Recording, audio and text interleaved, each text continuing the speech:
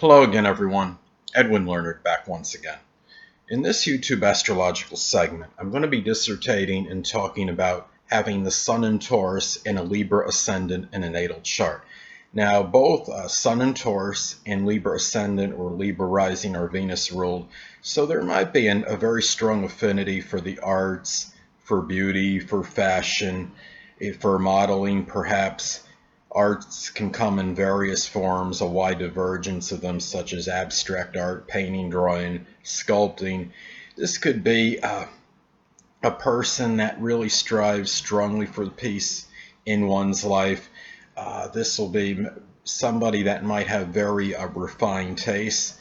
And when you look at the Sun and the Ascendant in a natal chart, well, the Sun represents our basic wants, while the rising sign or ascendant can show the manner, the manner or method in which one may attain them. Now, having a Taurus Sun, this person's basic wants can be strongly connected with possessions, with their values, their things of a monetary nature, generating income, having financial stability and peace and tranquility in one's life. Now, with Libra rising, perhaps this is done through relationships, through knowing people, socializing, things perhaps that are connected with art. It can be somebody that may do things connected with justice or work either like in the law field in some cases, such as a paralegal, attorney, a judge, or bailiff. For example, somebody in arbitration. There might be ways of this person generating income through modeling, through the fashion industry, through art, as I stated before, which can be many things. It can be music. The arts could be music, drawing, painting, sculpting, are some examples of this. This person may attain perhaps through their charm, their diplomacy, by being fair-minded.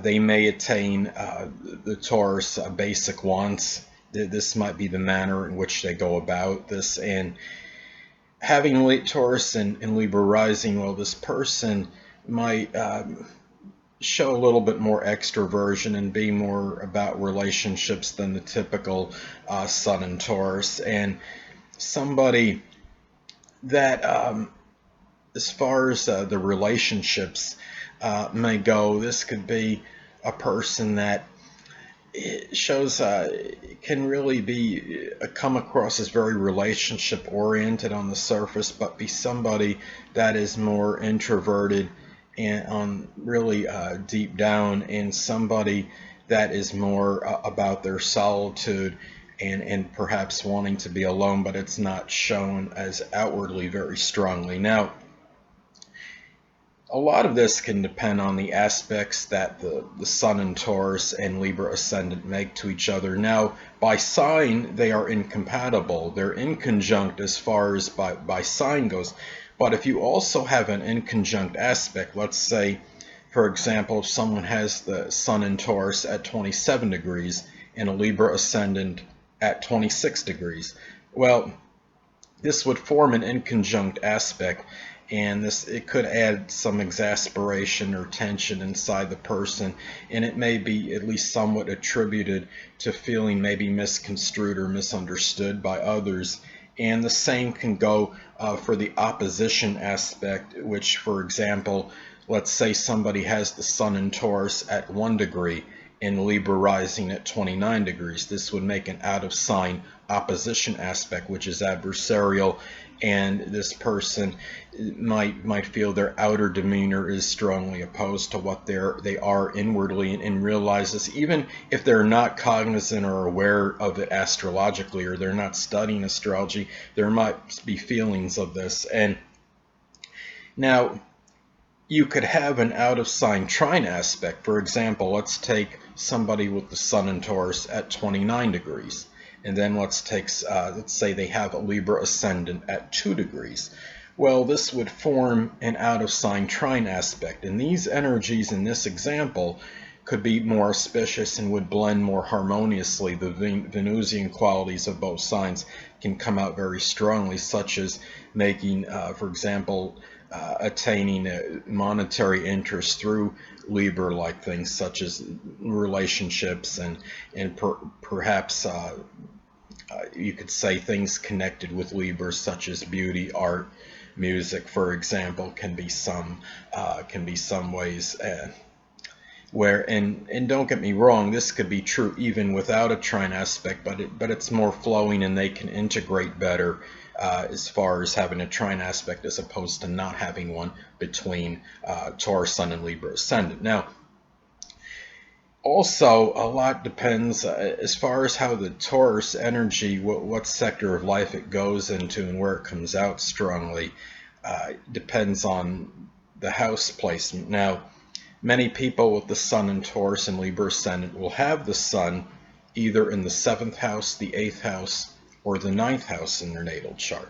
Now, if it's in the 7th house, this could even emphasize and accentuate relationships even more, and the person might show their steadfastness and loyalty and persistence in matters pertaining to relationships and partnerships. Now, if it's in the 8th house, the Sun in Taurus can show itself come out strongly in matters connected perhaps with others' resources. This could be somebody very reliable, and I guess you could say, for example, working the accounting end of having some kind of joint financial situation with somebody. Or it might come out, the steadfastness and loyalty and persistence might come out through things connected with the astrology, the occult, supernatural, things perhaps connected with their sex life and sex partner, perhaps, and those are, and also matters connected with strong change or transformation. Now, somebody has the Sun in Taurus in their 9th house. Well, these Taurus energies can come out strongly in matters connected with philosophy, religion, higher education. This person might be very steadfast in matters connected perhaps with college or post-high school education, and also if the person has in-laws, if applicable. So those are some things to consider when one has the Sun in Taurus and a Libra Ascendant in their natal chart. Well, anyway, people, that will conclude this YouTube astrological segment for having the Sun in Taurus and a Libra Ascendant in a natal chart. And stay tuned next time, where I'll be dissertating and talking about having the Sun in Taurus and having a Scorpio Ascendant in a natal chart. Two things I want to get with you on before I head out. Firstly, the stars may impel but do not compel. And secondly, never isolate any single astrological element, aspect, planetary placement, position, configuration, influence, or what have you, and make an analysis of a person, astrologically speaking, based on this alone. Because astrologically speaking, the person is the sum of all their components in their natal chart, and not just one. Until next time, people, stay well.